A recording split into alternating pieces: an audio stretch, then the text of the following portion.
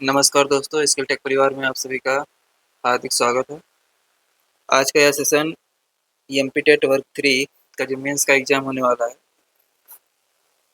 उस एग्ज़ाम के लिए बहुत ही महत्वपूर्ण होने वाला है, क्योंकि बहुत से बच्चे ये डिमांड कर रहे थे कि सर डिटेल सिलेबस बताइए हमें और पाठ्यक्रम को अच्छे से समझाइए। इसलिए यह वीडियो बनाना पड़ रहा है। इसके पहले सोशल साइंस और साइंस का सेगमेंट जो है, लगभग 50 क्वेश्चन का जो प्रैक्टिस सेट है, रिवीजन के तौर पर हमने करवाया है। वह 3 वीडियो लगभग आपको मिला है इसमें, तो आप सभी लोग उसको देखिए। यह पूरा कंप्लीट तो नहीं है, फिर भी आप अपनी तैयारी में थोड़ा इम्प्रूवमेंट कर सकते हैं उसको देखकर, क्योंकि उसमें बहुत सी चीज़ें बताई गई। तो आज का यह सेशन पाठ्यक्रम को एकदम बारीकी से समझेंगे, क्योंकि अगर आप पाठ्यक्रम अच्छे से समझ लेंगे तो आपको बहुत सी चीज़ें पढ़ना भी नहीं पड़ेगा और नंबर भी आप अच्छे से स्कोर कर पाएंगे। तो इसलिए आइए देखते हैं। पहले संक्षिप्त में देखेंगे, उसके बाद फिर हम सभी लोग सबसे पहले 30 नंबर का जो प्रश्न है साइंस का, इसको डिस्कस करेंगे। फिर उसके बाद हम 2 नंबर पे आपको सोशल साइंस जो 20 नंबर का सेगमेंट है इसको बताएंगे। फिर आपको हम हिंदी यहाँ पे बताएंगे, हिंदी भाषा के सिलेबस का जिक्र करेंगे 3 नंबर पर। 4 नंबर पे इंग्लिश बताएंगे और 5 नंबर पे आपको सोशल मैथ्स का सिलेबस डिस्कस करेंगे। तो इसी क्रम में आपको बताया जाएगा, आप ध्यान रखेंगे सिलेबस को। तो साइंस का सेगमेंट इसलिए उठाएंगे विज्ञान में, क्योंकि इसके प्रश्नों की संख्या 30 है और सोशल साइंस का 20 प्रश्न है। अगर आप चाहेंगे तो इसको आप 25 से 30 मिनट में सॉल्व कर लेंगे पेपर में। अगर आप 30 मिनट नहीं, मान चलिए 50 मिनट में सॉल्व कर रहे हैं, तब भी कोई दिक्कत नहीं होगा। और फिर हिंदी और इंग्लिश का सेगमेंट जो 30 क्वेश्चन, इसको आप 20 मिनट में कर लेंगे। तो 50 और 20 कितना हुआ? 70 मिनट में, क्या 1 घंटे में आप इसको कवर कर लेंगे? बचेगा आपके पास 1.5 घंटे। 1.5 घंटे में आप मैथ लगाइए, जो भी करना हो करिए, अच्छे से आप बेहतरीन तरीके से चीज़ों को कवर कर पाएंगे। तो यहाँ पर आप देख पा रहे होंगे विज्ञान का सिलेबस दिया गया है। सोशल साइंस, सामाजिक विज्ञान, सोशल साइंस का सिलेबस 20 क्वेश्चन आएगा। साइंस में 30 प्रश्न आएंगे। गणित के प्रश्नों की संख्या जो आपकी होगी वह होगी 20 प्रश्न। इसके तो आपके 30 प्रश्न होने वाले हैं। सोशल साइंस के आपके 20 प्रश्न होने वाले हैं। तो ऐसे करके 15 प्रश्न आपकी यहाँ हिंदी से आएंगे और 15 ही प्रश्न आपके इंग्लिश लैंग्वेज से आएंगे। तो इंग्लिश से आपको डरना नहीं है। इसके लिए आप सभी को निश्चिंत रहना है, क्योंकि इसमें सिलेबस को आपको बस पढ़ना है। आपको 10 प्लस आराम से आप कर पाएंगे। अगर आप सिलेबस को अच्छे से पढ़ लिए हैं तो आप 10 प्लस कर पाएंगे। इसके लिए आप निश्चिंत रहिए। जितना डिटेल सिलेबस दिया गया उसमें से टॉपिक को छाँट छाँट के आपको पढ़ना है। एक तरफ से नहीं पढ़ेंगे, जो सिलेबस में दिया गया है वही चीज़ पढ़ेंगे, क्योंकि सिलेबस से जो बाहर चीज़ें आती हैं कभी कभी एलिमिनेट कर दिए जाती हैं क्वेश्चन पेपर से, तो उसमें आपका नुकसान हो जाता है। ठीक है ना? तो आउट ऑफ सिलेबस आप नहीं पढ़ेंगे, उसके लिए आप निश्चिंत, जो सिलेबस में दिया गया है डिक्टो वही पढ़ेंगे। आइए सेशन को स्टार्ट करते हैं। पहले हम इसमें देखेंगे विज्ञान साइंस से संबंधित जो सेगमेंट दिया गया है उस पर क्या क्या चीज़ें हैं उसमें, आइए देखते हैं। तो पहले हमें यहाँ पर थोड़ा और नीचे जाना पड़ेगा। पीडीएफ फाइल में स्टैटिक्स ये चल रहा है अभी, मैथमेटिक्स का, यहाँ से आपका विज्ञान का सेगमेंट शुरू होता है। देखिए विज्ञान के सेगमेंट से आपके 30 प्रश्न आने वाले हैं और 30 मार्क्स के होंगे। तो बड़े आराम से आप इसको 30 मिनट में हैंडल कर लेंगे। कितना भी टफ प्रश्न बनेगा 30 मिनट में आप इसको सॉल्व कर पाएंगे, अगर आप तैयारी बेहतरीन किए हैं तो। यूनिट 11 इसमें लिखा गया है। ये पूरा एक ही तरीके से सिलेबस लिखे हैं, इसलिए यूनिट 11 लिख दिए हैं। तो आप इसको यूनिट 1 मान के चलेंगे विज्ञान में। देखिए जैविक वर्गीकरण, पादप जगत वर्गीकरण, जंतु जगत वर्गीकरण से प्रश्न आएंगे आपके पेपर में। मनुष्य में पाचन, श्वसन, उत्सर्जन, परिसंचरण तंत्र, प्रजनन तंत्रिका तंत्र की संरचना एवं कार्य से प्रश्न आएंगे। मनुष्य में पेशी समन्वय एवं नियंत्रण से प्रश्न आएंगे। ये बायोलॉजी का सेगमेंट है, आप लोग ध्यान रखेंगे यहाँ से। बायो का सेगमेंट है, क्योंकि विज्ञान में जो आने वाला है आपके प्रश्न वो बायो आएगा, उसके बाद केमिस्ट्री पूछा जाएगा, केमिस्ट्री के बाद फिजिक्स पूछा जाएगा, ठीक है ना। तो यही चीज़ें सब हैं जो पूछे जाएंगे। तो मान के चलिए 30 प्रश्न आने हैं, तो 10 प्रश्न आपके बायोलॉजी से रहेंगे, 10 आपके केमिस्ट्री से रहेंगे, 10 आपके फिजिक्स से रहेंगे। हो सकता है 5 प्रश्न आपको फिजिक्स से दे दे, 5 केमिस्ट्री से दे दे और 20 प्रश्न बायोलॉजी से दे दे, यह भी संभव है। इसके लिए आपको सॉरी तीनों सेगमेंट पर अच्छे से काम करना है, कहीं से घटाएगा बढ़ाएगा तो भी आपको अलर्ट रहना है। फिर भी आप एवरेज 10 क्वेश्चन हर सब्जेक्ट का मान के चलेंगे इसमें साइंस के सेगमेंट में। तो मनु यहाँ तक हमने बता दिया था आपको तंत्रिका तंत्र की संरचना एवं कार्य। मनुष्य में पेशी समन्वय एवं नियंत्रण, आप सभी लोगों ने इसको पढ़ा होगा अच्छे से। इससे प्रश्न आएंगे, मनुष्य में अंतःस्रावी तंत्र, विभिन्न प्रकार के अंतःस्रावी ग्रंथियां एवं उससे निकलने वाले हार्मोन्स व उनके कार्य। कोशिका एवं कोशिका अंगक, विभिन्न कोशिका अंगों से कार्य, पादप, जंतु ऊतक व उसके कार्य।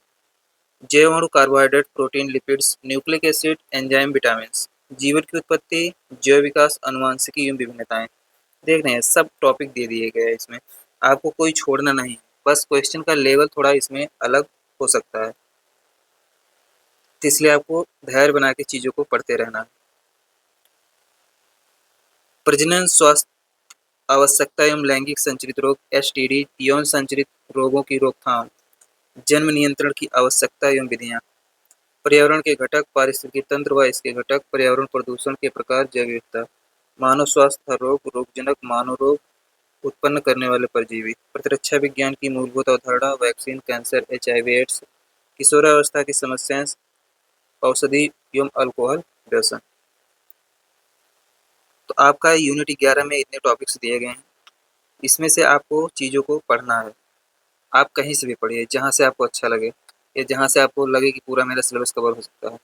यदि आपको मैं रेफ़र करूँगा तो आप लूसेंट की जो बुक आती है उससे भी चीज़ों को कवर कर सकते हैं, अगर आपके पास ज़्यादा कुछ पढ़ने का ना हो तो। नहीं तो आपके पास कुछ अच्छी चीज़ें और हों तो उससे भी आप पढ़ सकते हैं, क्योंकि लूसेंट में चीज़ें कम नहीं दी गई, थोड़ा उसमें टाइम लगता है चीज़ों को समझने में, याद करने में, तो वह भी आपके लिए हेल्पफुल होगा। पूरी तरह से 100% नहीं कह सकता हूँ, लेकिन 70 से 80% चीज़ें आपको वहाँ से कवर हो जाएंगी। जो थोड़े टफ प्रश्न रहते हैं उसके लिए तो आपको किसी टीचर या फिर अच्छी बुक्स का ही सहारा लेना पड़ेगा, जैसे NCERT हुआ। तो फिर आप चीज़ों को अपने हिसाब से मैनेज करिए, मेरा काम है आपको सही दिशा निर्देश देना। तो यूनिट 12 में जो दिया गया है इसमें लगभग बॉटनी का सेक्शन रखा गया है।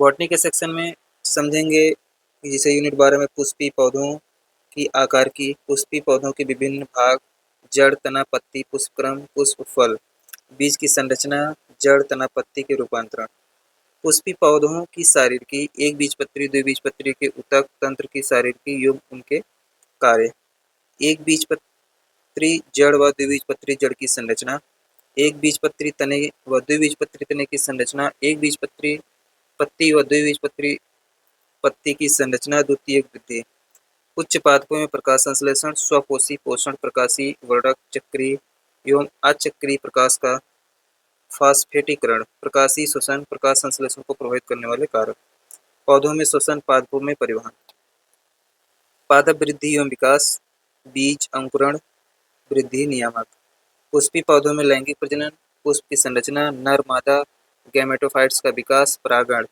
द्विनिषेचन, भ्रूण एवं भ्रूणकोश का विकास, बीज एवं फल का विकास, फसल उत्पादन एवं प्रबंधन। तो आप लोग देख पा रहे होंगे कि बॉटनी का कितना सेगमेंट इसमें दिया गया है। तो आपको घबराना नहीं है, चीज़ों को कंसाइज फॉर्म में पढ़ के जाना है ताकि आप चीज़ों से टच रहें, ठीक है ना। आगे देखते हैं, 3-4 टॉपिक इसमें और दिया गया है, जैसे पौधों एवं जंतुओं का संरक्षण भी आपको पढ़ना है, वन संरक्षण, मृदा एवं मृदा जल के प्रकार भी पढ़ना है, कचरा संग्रहण एवं निपटान की विभिन्न विधियाँ, यह भी आपको पढ़ना है। जैसे कभी कभी पूछ लेता है मेडिकल कचरे का निस्तारण आप कैसे करेंगे, जो मेडी वेस्ट निकलते हैं, मेडी वेस्ट। कैसे आप इसका करेंगे? एक इंसिनेटर होता है, इंसिनेटर बड़ा सा टीन होता है लोहे का, उसी में डाल के जला दिया जाता है। तो मेडी वेस्ट का निस्तारण कुछ इस तरीके से किया जाता है, सभी चीज़ों को नहीं लेकिन कुछ चीज़ों को निस्तारण किया जाता है। आइए नेक्स्ट क्वेश्चन देखते हैं, सॉरी नेक्स्ट क्वेश्चन नहीं मतलब नेक्स्ट टॉपिक देखते हैं जो सिलेबस में दिया गया है। यूनिट 13 दिया गया है यहाँ पर रसायन विज्ञान। तो केमिस्ट्री का जो टॉपिक है यहाँ से भी आप लगभग 10 प्रश्न मान के चलेंगे, आपके पेपर में आ सकते हैं। परमाणु संरचना, पदार्थों में अवशोषित आवेशित कण,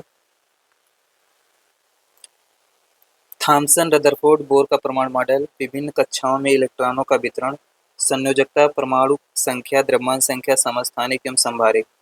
हाइड्रोजन परमाणु के लिए बोर मॉडल, बोर परमाणु मॉडल के विकास की पृष्ठभूमि, परमाणुविक स्पेक्ट्रा, परमाणु का क्वांटम यांत्रिकी मॉडल। ऐसे देखेंगे तो यह सिलेबस पूरे इंटर का ही रख दिया गया है। फिर भी आपको घबराना नहीं है, मैं बार बार बोल रहा हूँ आपको घबराना नहीं, पेशेंस रख के चीज़ों को कवर करना है जो आपके बस में हो, जो आपकी रीच तक हो, जो आपके समझदारी के लेवल को टच करता हो, उस चीज़ को आपको कवर करना है बस। क्योंकि जितना दिए हैं उतना थोड़ी ना पूछेंगे पेपर में, अगर उतना पूछेंगे तो फिर आर्ट वाले बच्चे क्या करेंगे। तो इसलिए आपको साइंस के सेगमेंट को ज़्यादा लोड नहीं लेना है, बस चीज़ों को जितना आपके बस में है आप पढ़ते रहिए। यहाँ देखिए जो रसायन विज्ञान का सिलेबस दिया गया है, दूसरा यूनिट इसमें है, ये पहला यूनिट है, ये दूसरा यूनिट मान लीजिए रसायन विज्ञान में। हाइड्रोकार्बन वर्गीकरण, एल्केन, एल्कीन, एल्काइन, नाम पद्धति तथा समायोजकता, कार्बनिक यौगिकों के भौतिक एवं रासायनिक गुणधर्म, एथेनॉल तथा एथेनोइक अम्ल के गुणधर्म, एरोमेटिक हाइड्रोकार्बन, बेंजीन, नाम पद्धति, समायोजकता, भौतिक एवं रासायनिक गुणधर्म, कैंसरजन गुण तथा विषाक्तता, साबुन तथा अपमार्जक। इतनी चीज़ें आपको दी गई। तो 2 टॉपिक है इसमें, तो आप चीज़ों को अच्छे से पढ़ लीजिएगा, जितना भी आपके बस में हो। ऐसा नहीं कि सब पढ़ने के चक्कर में आप चीज़ों को भूल जा रहे हों, या अपने जो चीज़ें आप तैयार की उसको भी आप गँवा दे रहे हैं, ऐसा नहीं करना है। नेक्स्ट यहाँ दिया गया है फिजिक्स का जो सेगमेंट है। फिजिक्स में जो है यह भी आप 10 क्वेश्चन मान के चलिए आ सकता है पेपर में। तो यहाँ टॉपिक जो दिए गए हैं इसमें भी 2 टॉपिक हैं, एक विद्युत चुंबकत्व प्रकाश और ध्वनि संबंधित है, और एक ये नॉर्मल जो टॉपिक है बल है, यांत्रिक है, ऊष्मा मात्रक है, पद्धति है, मूल नियम, व्युत्पन्न मात्रक पढ़ना आपको, दूरी विस्थापन, चाल, वेग, त्वरण, एक समान त्वरित गति के लिए समीकरण है। पूरा इंटर का सिलेबस रखे हैं उठा के, बस क्वेश्चन का लेवल उसमें नॉर्मल पूछेंगे या थोड़ी बहुत 1-2 क्वेश्चन उसमें डिफिकल्ट डाल देंगे। अब 10 क्वेश्चन आएगा तो मान के चलिए 8 तो नॉर्मल रहेगा ही रहेगा। तो आपको 8 पे प्रयास करना है, ना कि 2 के चक्कर में आप चीज़ों को न्यूमेरिकल लगा रहे हैं या फिर बहुत ज़्यादा फार्मूले के पीछे पड़े हैं। तो मत पढ़िए इन सब चीज़ों को, थ्योरी तैयार कीजिए, 8 क्वेश्चन आपका निकल जाएगा, आपका काम हो जाएगा। हमारी बातों पर आप लोग विशेष ध्यान दीजिएगा और बातों को सुनिए, आपको चीज़ें क्लियर हो जाएंगी। नहीं तो आप इधर-उधर भटकते रहेंगे, आपका एग्जाम भी आ जाएगा। तो यहाँ पर ऊर्जा, शक्ति, गतिज व स्थितिज ऊर्जा पढ़ना है, ऊर्जा संरक्षण का नियम भी पढ़ना है, गुरुत्वाकर्षण का सार्वत्रिक नियम, गुरुत्वीय त्वरण, तरलों में दाब, दाब पर गुरुत्वाकर्षण का प्रभाव, उत्प्लावकता, आर्किमिडीज का सिद्धांत, ताप एवं ऊष्मा, ताप मापन के विभिन्न पैमाने, उनमें आपसी संबंध, विशिष्ट ऊष्मा चालन, संवहन विकिरण, अवस्था परिवर्तन एवं गुप्त ऊष्मा। इतने टॉपिक्स आपको पढ़ने हैं भौतिक विज्ञान में। इसके बाद भी आपको पढ़ना है विद्युत चुंबकत्व प्रकाश और ध्वनि से संबंधित चीज़ें। अभी इसमें हम आपको बताएंगे चीज़ों को, है तो ये 1, 2, 3, 4 टॉपिक है, तो यहाँ 4 टॉपिक, लेकिन उसके जो क्या कहते हैं हेडिंग जो बना के दिया गया है उसमें जो सब टॉपिक्स हैं उसको भी डिस्क्राइब कर दिए ना, तो इसलिए बड़ा दिख रहा है आपको। यहाँ पर जो सब टॉपिक दिए गए हैं उसको देखते हैं। विद्युत आवेश, कूलाम का नियम, विद्युत क्षेत्र रेखाएं, इनके गुण, विद्युत धारा, चालक और कुचालक, ओम का नियम, चालक का प्रतिरोध, दंड चुंबक, चुंबकीय क्षेत्र। चुंबकीय क्षेत्र के बाद जो यहाँ पर दिया गया है चुंबकीय क्षेत्र रेखाएं, इनके गुण, विद्युत धारा का चुंबकीय प्रभाव, आयस्टेड के प्रयोग, एक समान विद्युत चुंबकीय क्षेत्र में धारावाही चालक पर बल, फ्लेमिंग के बाएं हाथ का नियम, विद्युत मोटर, विद्युत चुंबकीय प्रेरण, फ्लेमिंग के दाएं हाथ का नियम, प्रकाश का परावर्तन, गोलीय दर्पण, प्रकाश का अपवर्तन, उनके नियम और पूर्णांतिक परावर्तन, प्रकाशिक तंतु, लेंस, लेंस सूत्र, लेंस की क्षमता, ध्वनि तरंगे, अनगूंज इको, प्रस्रव्य ध्वनि तरंगे। इतने टॉपिक आपको फिजिक्स में पढ़ने हैं। आशा करते हैं आप सभी लोग समझ पाए होंगे जितना मैंने डिस्क्राइब किया है। एक बार आपको फिर से रिकैप करवा दे रहे हैं। विज्ञान के सेगमेंट में आपको 30 प्रश्न आने वाले हैं। बायो केमिस्ट्री और फिजिक्स के प्रश्न आएंगे इसमें। सब टॉपिक्स आप देख ही लिए हैं। टॉपिक्स को आप अच्छे से किसी बुक से या अपने से एमसीक्यू के माध्यम से चीज़ों को कवर कर लेंगे। और यहाँ पर आपको और भी चीज़ें बताना चाहेंगे कि इसमें आपको ज़्यादा टेंशन नहीं लेना है, क्योंकि कहीं-कहीं पर प्रैक्टिस सेट में थोड़ा क्वेश्चन अलग डाल दिया है। प्रैक्टिस सेट आयोग थोड़ी ना बनाया है, प्रैक्टिस सेट को किसी इंसान ने बनाया है। इसलिए आयोग के प्रश्नों को आपको देखना है तो एमपीटेट वर्ग 2 का जो पेपर हुआ है साइंस का, उसको आप देखिए। एमपीटेट का जो हुआ है उसको देखिए। अगर मेंस का पेपर मिल रहा है तो और अच्छी बात है, नहीं मिल रहा है तो एमपीटेट का ही पेपर आप देख डालिए। उससे भी आपको चीज़ें क्लियर होंगी किस लेवल के प्रश्न आने वाले हैं, क्योंकि आयोग तो सेम है, वो तो बदलेगा नहीं। यहाँ आपको साइंस इंग्लिश का जो टॉपिक है वो दिया गया है इंग्लिश में लिख के, सेम टू सेम वही चीज़ें हैं, बस उसी का ट्रांसलेट कर दिया गया है इंग्लिश में। तो आप लोग थोड़ा आज गले में खराश है, इसलिए माफ़ी चाहेंगे आप सभी से। तो इसमें क्या नाम है, आपको इंग्लिश के डिक्टो इसका ट्रांसलेट किया गया है हिंदी का, तो आप पढ़ लीजिएगा। मैं स्क्रॉल करके आपको दिखा दे रहा हूँ। यहाँ सब दिया गया है, ह्यूमन इंडोक्राइन सिस्टम। इसको पढ़ने से आपको इंग्लिश में भी फ़ायदा मिलेगा, क्योंकि जब इंग्लिश में कोई पैसेज आएगा और साइंस से संबंधित होगा तो आप बहुत बेहतरीन तरीके से कर पाएंगे, ठीक ना। तो आइए चीज़ों को देखते हैं इसमें। तो general problem, adolescence stage, drug and alcohol addiction, तो आप इसको पढ़िएगा बस, नहीं तो कहीं आपको पढ़ के मैं बता दूँ या अलग से इसका एक वीडियो इसी चैनल पर डाल दूंगा। आप कमेंट करके बता दीजिएगा, जो इंग्लिश फॉर्मेट है इसको अलग से पढ़ के आपको बता दूंगा, क्योंकि इससे आपकी इंग्लिश भी इम्प्रूवमेंट होगी तो सही रहेगा। एक वीडियो और बनाना पड़ेगा और क्या, 15-20-30 मिनट का जो भी रहेगा। तो आप कमेंट करके अवश्य बताइएगा। आइए सोशल साइंस का सिलेबस देखते हैं।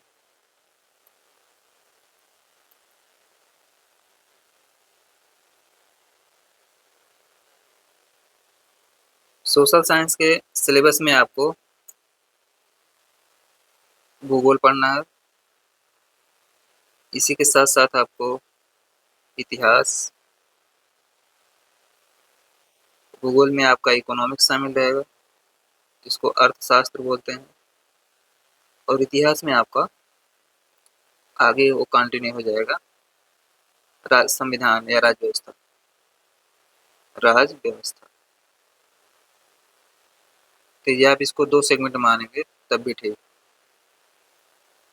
तो भूगोल में देखेंगे हम लोग क्या पूछा जाएगा।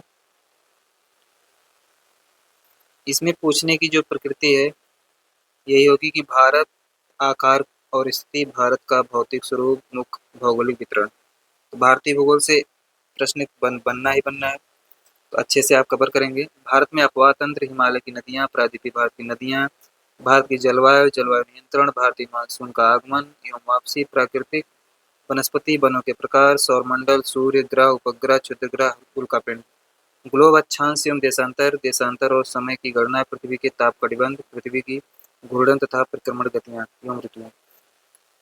मानचित्र दिया गया है, भौतिक मानचित्र, राजनीतिक मानचित्र, थीमेटिक मानचित्र, मानचित्र के घटक, मापक, दिशा, प्रतीक, रेखा चित्र, ये सब चीज़ें आपसे पूछी जाएंगी।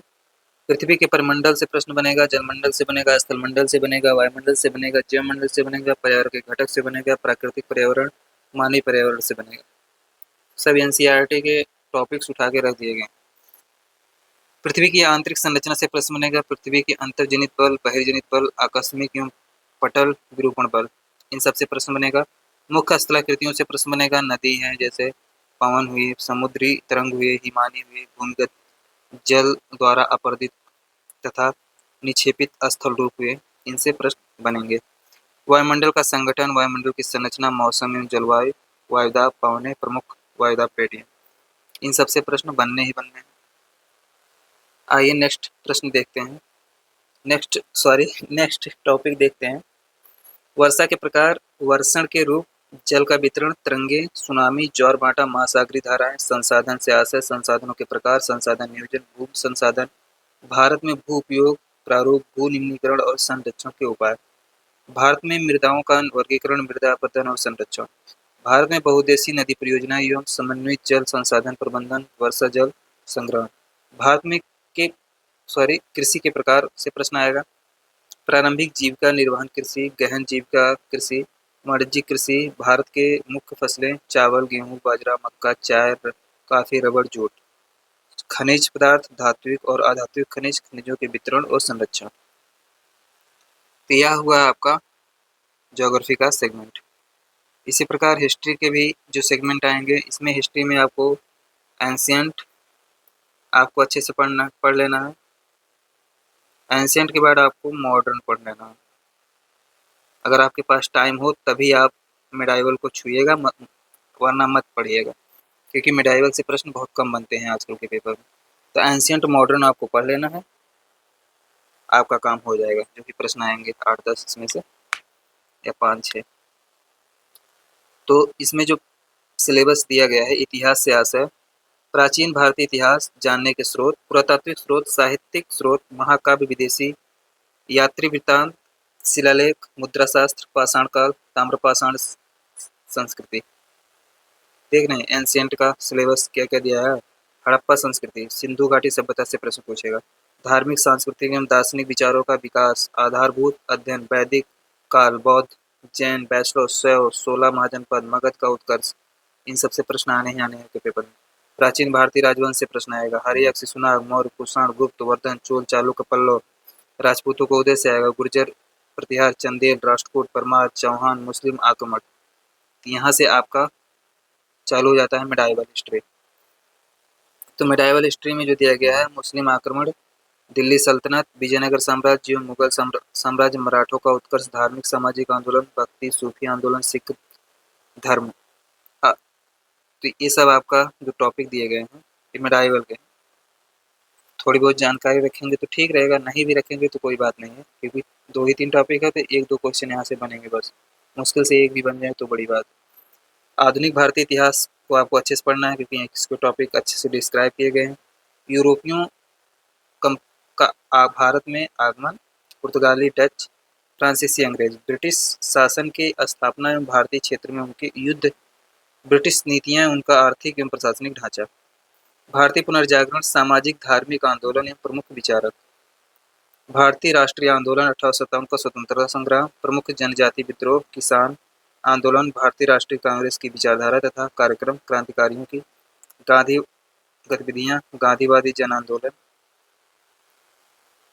राष्ट्रीय आंदोलन के प्रमुख व्यक्तित्व,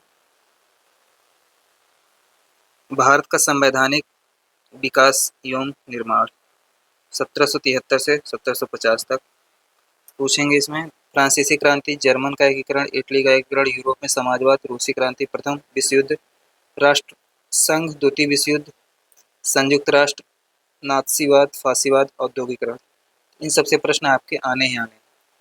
जैसे फ्रांसीसी क्रांति, जर्मन क्रांति, ये विश्व इतिहास का झलक है, समझ रहे हैं आप। तो विश्व इतिहास भी आपको थोड़ा से टच में रहना। आइए नेक्स्ट देखते हैं सिलेबस में क्या दिया गया है। तो हमने जो है आपको यहाँ पर भूगोल का सिलेबस और इतिहास का सिलेबस डिस्कस कर दिया है। अर्थशास्त्र और राज्य व्यवस्था का सिलेबस हम और देखेंगे। तो आइए देखते हैं इसमें जो है अर्थशास्त्र, हाँ अर्थशास्त्र का इसी वक्त देख लेते हैं, फिर पॉलिटी का देख लेते हैं, फिर अर्थशास्त्र का लास्ट में देखेंगे। यहाँ इकाई 19 में दिया गया है राजनीतिक सिद्धांत का बोध, अर्थ, परिभाषा, महत्व। राज्य की अवधारणा, अर्थ, परिभाषा, महत्व, तत्व, राज्य की उत्पत्ति के विविध सिद्धांत, मूल राजनीतिक अवधारणाएं, स्वतंत्रता, समानता, सामाजिक न्याय और अधिकार, लोकतंत्र और विविधता, अर्थ, विशेषताएं, समानताएं, असमानताएं, विभाजन, विविधताओं में सामंजस्य एवं टकराव, भारत का संविधान, गठन निर्माण की प्रक्रिया, उद्देश्य का स्रोत, विशेषताएं, मौलिक अधिकार, मौलिक कर्तव्य, नीति निर्देशक तत्व, संविधान संशोधन प्रक्रिया, भारतीय प्रजातंत्र की कार्यप्रणाली, प्रशासनिक व्यवस्था, संघात्मक शासन, प्रशासनिक शक्तियों का केंद्र व राज्य सरकार के मध्य विभाजन, सरकार का स्वरूप, व्यवस्थापिका। यहाँ से प्रश्न आएंगे। और कार्यपालिका से प्रश्न आएंगे, न्यायपालिका से आएंगे, स्थानीय स्वशासन 73वां 74वां संशोधन से भी आएंगे, नगर पंचायत है जिसमें, संविधान संशोधन से प्रश्न आएंगे, राष्ट्रीय एवं राज्य मानवाधिकार आयोग से प्रश्न आने वाले हैं आपके पेपर में, भारत में नियोजन, पंचवर्षीय योजनाएं, नीति आयोग, इससे प्रश्न आने वाले हैं, प्रजातंत्र के समक्ष चुनौतियां क्या हैं, जनसंख्या विस्फोट क्या है, बेरोजगारी क्या है, सांप्रदायिकता क्या है, यहाँ से प्रश्न आने वाले हैं, आतंकवाद से प्रश्न आएंगे, मादक पदार्थों के सेवन से प्रश्न आने वाले हैं, प्रजातंत्र की सफलता में बाधक तत्व उनके दूर करने के उपाय से प्रश्न बनेंगे। आपके थ्योरेटिकल प्रश्न ज़्यादा बनेंगे, फैक्चुअल प्रश्न यहाँ से कम बनने की संभावना रहती है पॉलिटी में। तो आप लोगों को अच्छे से चीज़ों को कवर करना है। भारत में निर्वाचन, निर्वाचन आयोग का गठन, कार्य, निर्वाचन प्रक्रिया, सुधार, चुनौतियाँ, महिलाओं की निर्वाचन में भूमिका, राष्ट्रीय एवं क्षेत्रीय राजनीतिक दल, दबाव समूह एवं हित समूह, विश्व के प्रमुख संगठन, दक्षिण सार्क, आसियान, संघाई सहयोग संगठन, G20, G8, इन सब चीज़ों को आपको कवर करना है। लगभग कुछ भी छोड़ा नहीं गया है, बहुत ब्रॉड सिलेबस है, इसलिए आप चीज़ों को जितना हो सके उतना कंसाइज फॉर्म में पढ़िए। बहुत ज़्यादा पढ़ने के चक्कर में रहेंगे तो फिर चीज़ें हाथ से निकल जाएंगी। कितना कोई पढ़ पाएगा, इतना लंबा टॉपिक, इतना चीज़ें सब कुछ दिया गया है इसमें। इकाई 20 जो दिया गया, अर्थशास्त्र का अर्थ, परिभाषा एवं महत्व, अर्थशास्त्र के विभाग, उपभोग, उत्पादन, विनिमय, वितरण एवं लोक वित्त, उपयोगिता, अर्थ एवं प्रकार, सीमांत उपयोगिता, कुल उपयोगिता और औसत उपयोगिता एवं उनका संबंध। यहाँ से प्रश्न आपके पेपर में आने वाले हैं। उत्पादन से प्रश्न आएगा, अर्थ एवं प्रकार, इसमें सब टॉपिक दे दिया गया, सीमांत उत्पादन, कुल उत्पादन, औसत उत्पादन, उत्पादन के साधन। मांग एवं पूर्ति से प्रश्न आएगा, अर्थ, नियम, मांग, किलोच एवं पूर्ति किलोच। जैसे ये तो टॉपिक है, इसका सब टॉपिक भी दे दिया ना, इसलिए लंबा दिख रहा है इसमें। लागत और आगम से प्रश्न आएगा, उसमें अर्थ और प्रकार से संबंधित प्रश्न पूछे जाएंगे। केंद्रीय प्रवृत्ति की माप में प्रश्न आएगा, माध्य से पूछेगा, माध्यिका से पूछ सकता है, बहुलक से प्रश्न आ सकते हैं। अर्थव्यवस्था का अर्थ एवं प्रकार में पूंजीवादी अर्थव्यवस्था से प्रश्न आ सकता है, समाजवादी अर्थव्यवस्था से आ सकता है, मिश्रित अर्थव्यवस्था से प्रश्न आ सकते हैं। अर्थव्यवस्था की केंद्रीय समस्याएं से भी प्रश्न आ सकते हैं आपके पेपर में। अर्थव्यवस्था के क्षेत्र में प्राथमिक है, द्वितीयक है, तृतीयक है, तीनों क्षेत्र से प्रश्न पूछ सकते हैं। मुद्रा और बैंकिंग में वस्तु विनिमय प्रणाली का अर्थ, कठिनाइयाँ, मुद्रा एवं मुद्रा के कार्य, बैंक का महत्व, केंद्रीय बैंक और वाणिज्यिक बैंक एवं उनके कार्य, इनसे प्रश्न आने वाले हैं। राष्ट्रीय अर्थ तथा संबंधित अवधारणाएं, सकल राष्ट्रीय उत्पाद, शुद्ध राष्ट्रीय उत्पाद, सकल घरेलू उत्पाद, शुद्ध घरेलू उत्पाद, प्रति व्यक्ति आय, राष्ट्रीय आय का मापन, इन सभी से प्रश्न आने वाले हैं आपके एग्जाम में। आइए नेक्स्ट देखते हैं। नेक्स्ट में जो है अंतर्राष्ट्रीय व्यापार है, व्यापार संतुलन एवं भुगतान। संतुलन का अर्थ है, भुगतान संतुलन की प्रमुख मदें हैं। भुगतान संतुलन में प्रतिकूलता के कारण आयात निर्यात का आर्थिक विकास में महत्व है। भारत में उदारीकरण, निजीकरण, वैश्वीकरण की नीति महत्व एवं प्रभाव है। इन सभी से प्रश्न आपके पेपर में आने वाले हैं। इसी को एलपीजी भी बोला जाता है, लिबरलाइजेशन, प्राइवेटाइजेशन, ग्लोबलाइजेशन, 1991 में आया था। राव और सिंह समिति भी इसको बोला जाता है, राव सिंह समिति। तो प्रश्नों की निर्धारण कक्षा 12 स्तर तक होगा, ये लिखे हैं, लेकिन आप लोग टेंशन मत लीजिएगा, पूरी तरह से 12 के लेवल का नहीं आएगा साइंस वाइंस, नहीं तो फिर कोई कर नहीं पाएगा। लेवल लिखे हैं तो एक दो प्रश्न उसमें डाल देंगे ताकि इसकी भी भरपाई हो जाए, इसलिए आपको टेंशन नहीं लेना, मैं बार बार आपको कह रहा हूँ इस चीज़ को। अभी आपको मैथ्स की तैयारी कैसे करना है, मैराथन आपको कहाँ पे मिलेगा, कैसे मिलेगा, इस सब चीज़ों को हम आगे डिस्क्राइब करेंगे। सोशल साइंस का जो सेगमेंट है तो आप इसमें देख लीजिएगा अपने हिसाब से, अभी तो मैं इसको करवाया ही हूँ, ऊपर इसी का ट्रांसलेट करके दिया गया है नीचे। तो जो इंग्लिश मीडियम के बच्चे हैं वो अवश्य उसको पढ़ लेंगे अपने हिसाब से, हिंदी में मैं समझा ही दिया हूँ, वही चीज़ें फिर वहाँ बार-बार करने का कोई मतलब नहीं है। यदि आप लोग कमेंट करेंगे और कम से कम 100 लोगों का कमेंट आ जाएगा, तो मैं अवश्य ही इस चीज़ को फिर से करवा दूँगा आपको, बीच में टाइम निकाल के। तो आप लोग अच्छे से इसको पढ़ लीजिएगा पॉज़ करके, कि आपको इसे पूरा मैं दिखा दे रहा हूँ, ठीक ना? अब आगे खत्म हो गया, तो यहाँ तक आपका है ये सब चीज़ें। Determination of question will be to class 12, उसी का देखिए ट्रांसलेट कर दिया गया है। एलपीजी के बारे में भी आपको मैंने बताया। तो आप इसको पढ़ेंगे तो आपको इंग्लिश में भी फ़ायदा मिलेगा, ऐसी बात नहीं है। इंग्लिश में भी आपको बेनिफिट मिलने वाला है। तो आप अवश्य इस चीज़ को देखिए। आइए नेक्स्ट देखते हैं हिंदी के सिलेबस को। हिंदी के सिलेबस में ऊपर दिया गया है, हिंदी पहले देखेंगे, फिर इंग्लिश देखेंगे, फिर मैथ्स का सिलेबस देख के आप सभी को वीडियो यहीं पर समाप्त करेंगे, क्योंकि वीडियो काफ़ी लंबा हो जाएगा, तो फिर ठीक नहीं रहेगा आप सभी लोगों के लिए। तो आइए देखते हैं हिंदी का जो सेगमेंट दिया गया है यहाँ पर। इसको तो मैंने पहले ही बता ही दिया आप सभी लोगों को। जो हिंदी का सेगमेंट है, तो यहाँ इकाई 1 दिया गया है, अपठित गद्यांश, व्याख्या, बोधगम्यता, व्याकरण एवं निष्कर्ष क्षमता आदि के आकलन हेतु अपठित बोध, तथ्यात्मक, वर्णनात्मक, साहित्यिक।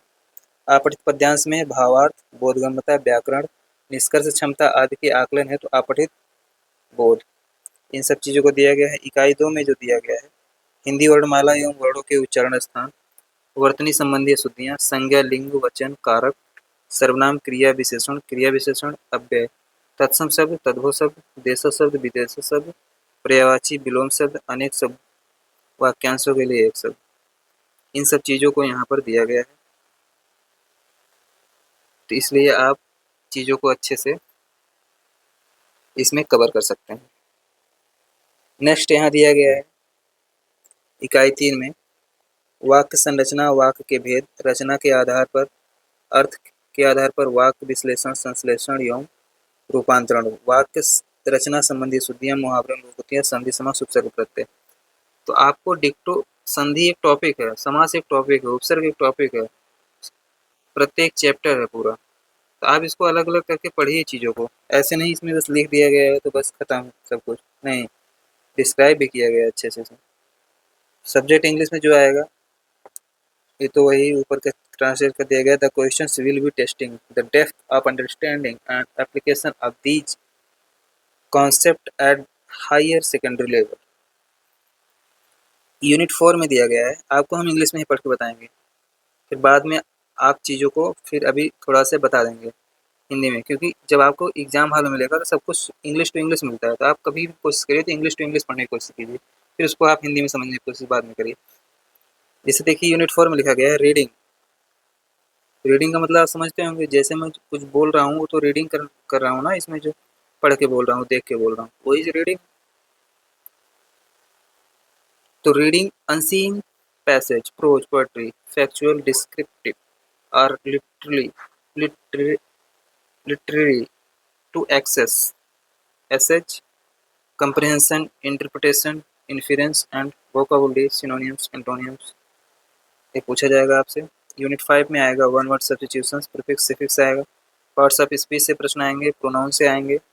पार्ट ऑफ स्पीच में तो जैसे देखिए कि एक टॉपिक है, इसमें नाउन है, प्रोनाउन है, प्रीपोजिशन है, कंजंक्शन है, वर्ब है, एडवर्ब है, एडजेक्टिव है, डिटर्मिनेंट्स है। यही नहीं, पार्ट ऑफ स्पीच में आपको प्रीफिक्स और सफिक्स भी पढ़ना पड़ता है।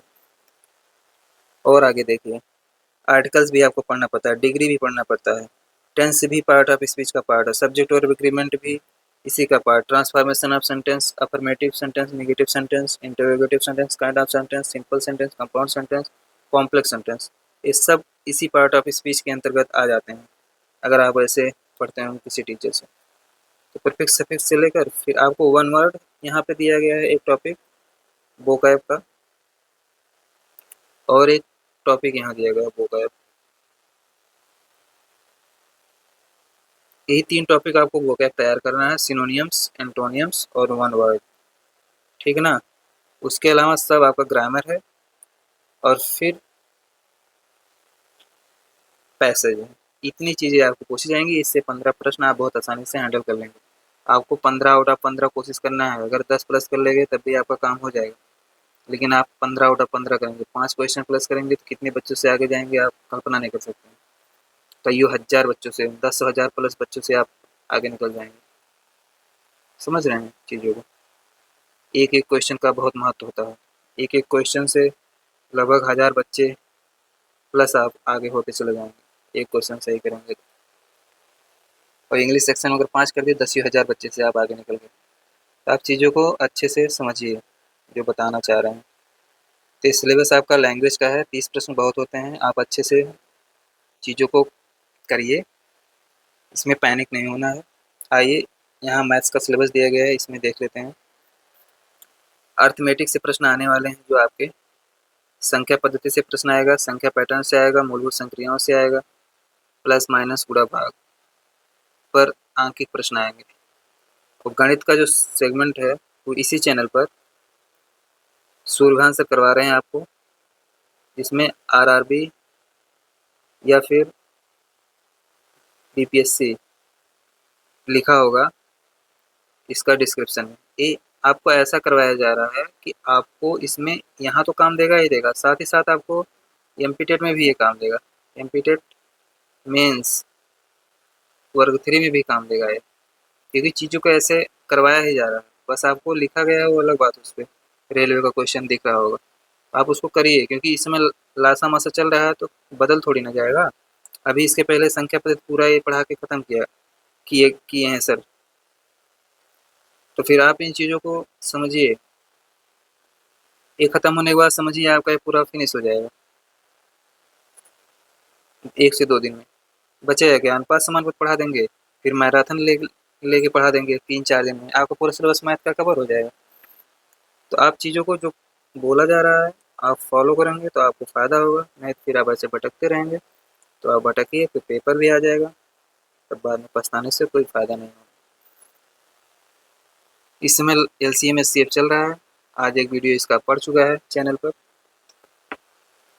तो आप अच्छे से चीज़ों को देखिए।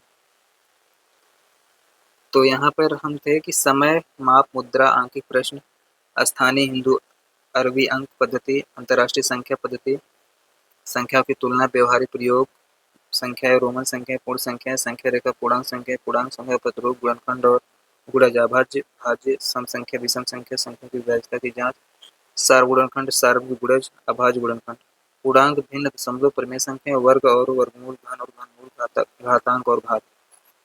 अपरिमेय संख्याएं से प्रश्न आएंगी, वास्तविक संख्या से प्रश्न आएंगे, उसके दशमलव प्रसार से प्रश्न आएंगे, संख्या रेखा से प्रश्न आएंगी, वास्तविक संख्याओं का निरूपण से प्रश्न आएंगे, वास्तविक संख्याओं पर संक्रियाओं से प्रश्न आएंगी, वास्तविक संख्याओं के लिए घातांक से प्रश्न आएंगे, नियम, अंकगणित की आधारभूत प्रमेय से भी प्रश्न आएंगे।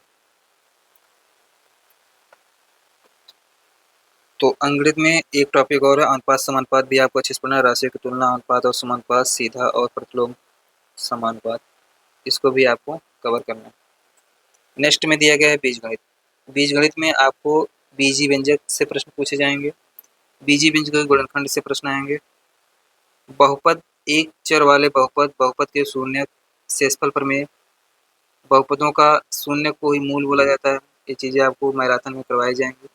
बहुपदों का गुणनखंड, बीजगणितीय सर्व संख्याएं, बहुपद के शून्यकों का ज्यामितीय अर्थ, किसी बहुपद के शून्यकों और गुणांकों में संबंध, बहुपद के लिए विभाजन, एल्गोरिथम, ये सब चीज़ें आपको अलजेब्रा में पूछी जाएंगी। तो आप इसको अच्छे से चीज़ों को अपने से कुछ करिए, कुछ टीचर का मदद लीजिए, कुछ आप पहले से पढ़े होंगे उसको रिवाइज करिए। तो ऐसे करके ये चीज़ें तैयार होती हैं। और आप सोचेंगे सिर्फ वीडियो देख के चीज़ें तैयार हो जाएंगी, तो कभी नहीं तैयार होंगी, ये सीधी सी बात है। आप अपने आप में विद्यार्थीपन लाइए, चीज़ों को लिखिए, कुछ चीज़ों को वैसे याद कीजिए, कुछ चीज़ों पर मतलब जो कठिन चीज़ें उसको नोट्स में लिख लीजिए।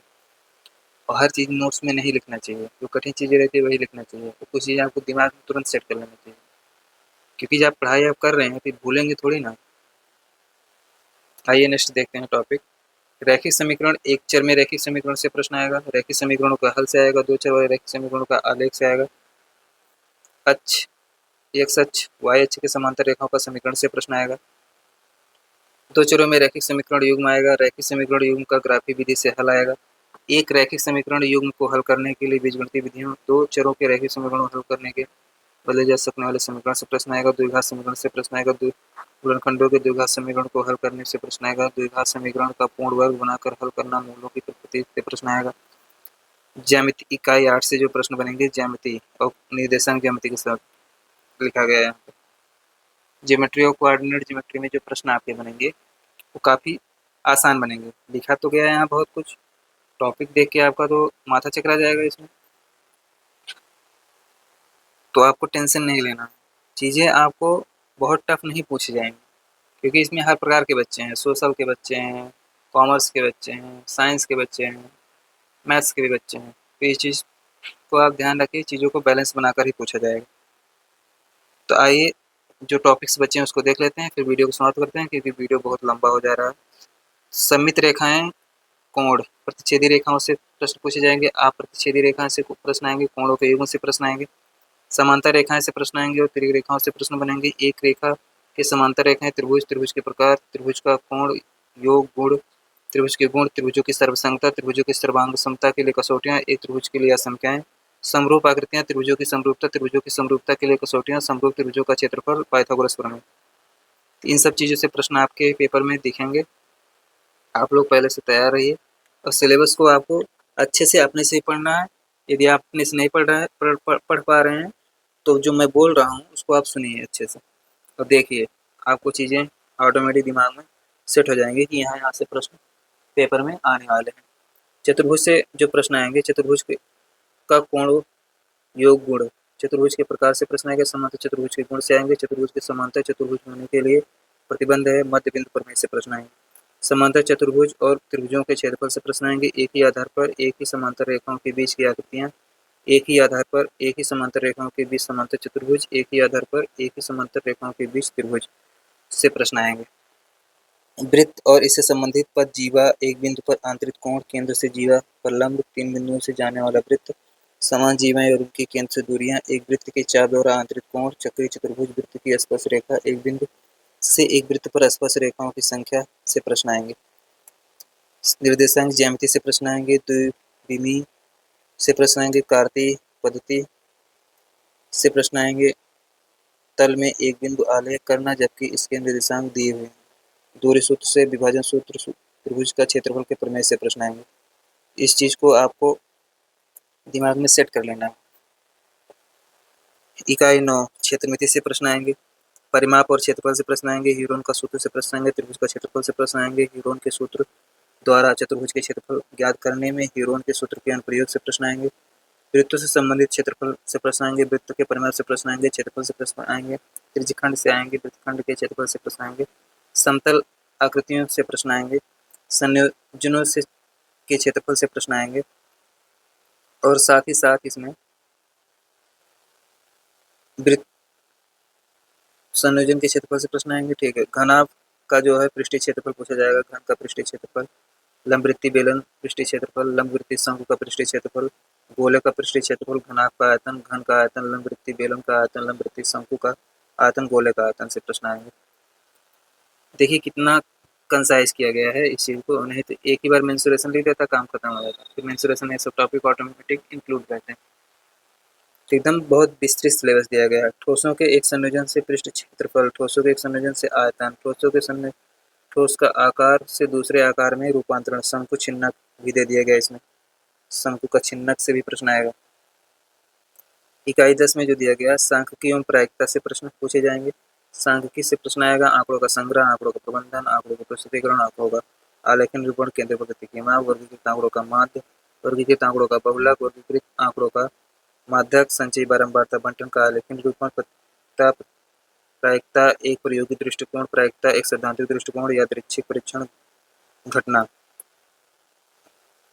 तो आपको प्रायिकता भी टॉपिक अगर पता है तो एक नंबर आप आराम से यहाँ से निकाल सकते हैं। त्रिकोणमिति से आप एक क्वेश्चन बड़े आराम से निकाल सकते हैं। त्रिकोणमिति अनुपात, कुछ विशिष्ट कोणों का त्रिकोणमिति अनुपात 0, 30, 45, 60, 90 तो आपको जुबान पर रटा होना चाहिए। और ये आपका जो आइडेंटिटीज दिया है, सर्वसंख्या दिया है, ये भी आपको याद होना चाहिए। पूरा कोण का त्रिकोणमिति अनुपात और त्रिकोणमिति सर्वसंख्याओं में sine square theta plus cos square theta equal to 1, 1 plus tan square theta equal to sec square theta, 1 plus cot square theta equal to cosec square theta. ऊंचाई और दूरी, हाइट एंड डिस्टेंस से भी प्रश्न आपके पेपर में दिखाई देंगे, ऊंचाई और दूरी से भी दिखाई देंगे। आइए नेक्स्ट देखते हैं। नेक्स्ट में कुछ भी नहीं है। तो यहाँ पे आपका सिलेबस जो है नेक्स्ट में इंग्लिश में इसका ट्रांसलेट करके दिया गया है। इसको आपको एक बार दिखा देते हैं, फिर वीडियो को एंड करेंगे। और आपको जितनी भी बातें बोल रही हैं वीडियो में, जितने भी नए बच्चे हैं और उस चीज़ों को महत्व देंगे जो मैं बोला हूँ इस वीडियो में। और क्योंकि पुराने बच्चे तो समझदार हैं ही, उनको ज़्यादा समझाने की ज़रूरत नहीं रहती है, तो नए बच्चों को थोड़ा समझाना पड़ता है क्योंकि उनके दिमाग में बहुत सी बातें चलती रहती हैं। तो नंबर सिस्टम दिया गया है यहाँ पर, अलजेब्रा दिया गया है, आप अपने से देख लीजिएगा और पढ़ लीजिएगा। फिर मेंसुरेशन दिया गया है, टॉपिक स्टैटिक्स एंड प्रोबेबिलिटी दिया गया है, ट्रिग्नोमेट्री दिया गया है। बस इतना टॉपिक दिया गया है, विज्ञान का हमने पहले से करा दिया है। तो दोस्तों आज के लिए बस इतना ही, नेक्स्ट वीडियो में फिर मुलाकात होगी। तब तक के लिए आप सभी लोग अच्छे से अपनी पढ़ाई जारी रखिए। धन्यवाद।